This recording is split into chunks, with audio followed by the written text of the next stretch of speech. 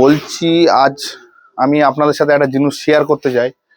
যেহেতু এটা আমাদের কাজ চলছে, কাজ চলার ক্ষেত্রে বলছি যে অনেক সময় বাড়ি আপনারা কাজ করছেন, যত ভালো ইট দিয়ে কাজ করছি সেই ইটগুলো সব নোনা লেগে যাচ্ছে। যেমন এই ইটটা আমি গাঁথনি করেছি আজ থেকে 15 থেকে 18 দিন আগে, ইটে দেখে সব নোনা ধরে গেছে, সব ইটগুলো নোনা ধরে গেছে। এটা একটু দেখাও, এই ইটগুলো দেখাও, সব ইটগুলো নোনা ধরে গেছে।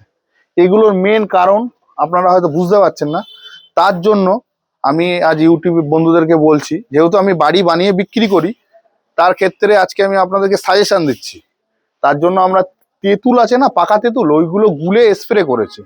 স্প্রে করে সেফগার্ড মানে ইটের মধ্যে এখন ইউরিয়া ম্যাক্সিমাম লোক দিচ্ছে, তার জন্য হচ্ছে। কিন্তু আমরা 1 নম্বর ইট দিয়ে কাজ করছি, তার ক্ষেত্রেও এটা হচ্ছে।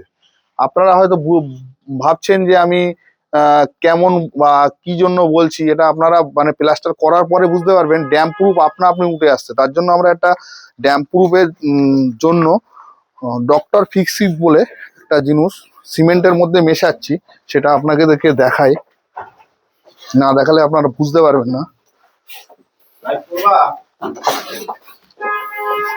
আল্ট্রাটেক সিমেন্ট দিয়ে কাজ হচ্ছে এখানে, যেহেতু মিস্ত্রিরা কাজ করছে।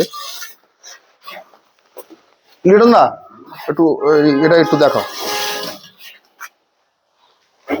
ওটা ভালো করে ভিডিও।